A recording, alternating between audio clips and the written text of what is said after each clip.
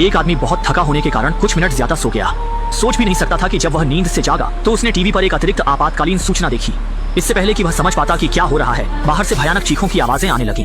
जब वह बालकनी में जाकर देखने लगा तो उसके सामने का दृश्य देखकर वह दंग रह गया।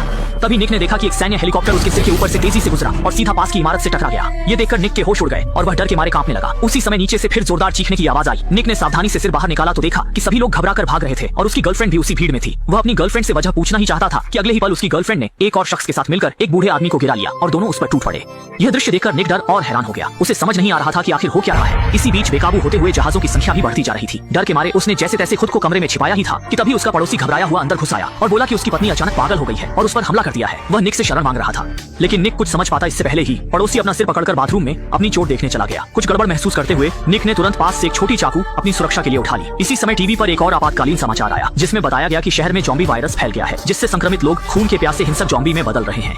इसी दौरान बाथरूम से बाहर आए पड़ोसी ने भी यह खबर देखी और जोर देकर कहा कि वह संक्रमित नहीं है, लेकिन कुछ ही पलों में उसकी आंखें लाल होने लगी, जो साफ तौर पर ज़ॉम्बी बनने का संकेत था। अच्छा यह रहा कि पड़ोसी में अभी थोड़ी समझदारी बची थी। अपनी सुरक्षा के लिए निक को उसे चाकू दिखाकर बाहर जाने के लिए मजबूर करना पड़ा। मजबूरी में पड़ोसी को वहां से जाना पड़ा। निक ने यह देखते ही तुरंत दरवाजा लॉक कर लिया और थोड़ी ही देर बाद गलियारे से दर्दनाक चीखें सुनाई देने लगी। उसने हिम्मत करके दरवाजे की आंख से झांका तो देखा कि पड़ोसी अब ज़ॉम्बी का शिकार बन चुका था। यह दृश्य देखकर निक निराश होकर जमीन पर बैठ गया और न्यूज में आ रही दमघोंटू रिपोर्ट को सुनते हुए उसका दिल जैसे बुझ सा गया। साफ था कि बाहर की दुनिया पूरी तरह तबाह हो चुकी है और इसका मतलब था कि वह अब घर में ही फंस गया है। डर के मारे वह खुद को सुन्न करने के लिए शराब का सहारा लेने लगा। थोड़ी देर बाद जब उसे होश आया तो उसे अपने माता पिता की याद आई, लेकिन जब उसने फोन उठाया तो पता चला कि उसके माता पिता ने सुबह सुबह ही उसे संदेश भेजे थे, मगर वह सोता रह गया था इसलिए देख नहीं पाया। संदेशों से साफ पता चलता था कि उसके माता पिता की स्थिति भी चिंताजनक थी। घबराया हुआ वह तुरंत उन्हें फोन लगाने लगा, लेकिन कितनी भी कोशिश करे वह कॉल नहीं लग पाई। ये समझकर कि अब उसे सिर्फ खुद पर ही निर्भर रहना है और ताकि ज़ॉम्बियों का झुंड घर के अंदर न घुस सके, उसने सबसे पहले फ्रिज को दरवाजे के सामने लगाकर रास्ता रोक दिया। इसके बाद उसने अपना बिस्तर भी हॉल में खींच लिया जिससे वह गलियारे की स्थिति हर वक्त देख सके। फिर उसने खिड़कियों को अच्छी तरह बंद कर दिया ताकि ज़ॉम्बी उसे देख न सके,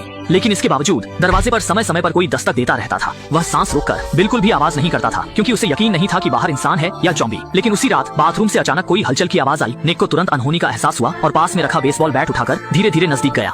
अगले ही पल एक ज़ॉम्बी वेंटिलेशन पाइप से अंदर घुस आया। निक तुरंत एक कोने में छिप गया। थोड़ी देर बाद ज़ॉम्बी सुस्त चाल से लिविंग रूम में चला गया। यह देखकर निक ने पहले हमला करने का फैसला किया। चुपके से उसके पीछे जाकर जोर से डंडा मारा। पहली बार ज़ॉम्बी को मारने के बाद वह पूरी तरह घबरा गया और समझ गया कि लाश को यूं ही घर में नहीं छोड़ा जा सकता।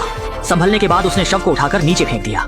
ऐसी स्थिति दोबारा ना हो इसके लिए निक ने शौचालय की वेंटिलेशन डक्ट को सर्फिंग बोर्ड से बंद कर दिया। जल्द ही निक 3 दिन और 3 रातों से घर में फंसा रहा। इन दिनों वह हर कदम बहुत संभल कर रख रहा था। उसका दिमाग पूरी तरह सतर्क था और वह जरा भी डील देने की हिम्मत नहीं कर रहा था। लेकिन उसे केवल ज़ॉम्बी से ही नहीं बल्कि मानसिक पीड़ा से भी जूझना था। अब उसके पास केवल वही अकेला बचा था। अकेलेपन और खालीपन से घिरा हुआ वह रोज अपनी नोटबुक से बातें करता था और स्थिति और भी खराब होती जा रही थी। निक यह देखकर पूरी तरह से टूट गया। आखिरकार इसी दिन उसके मोबाइल में पहली बार सिग्नल आया और उसने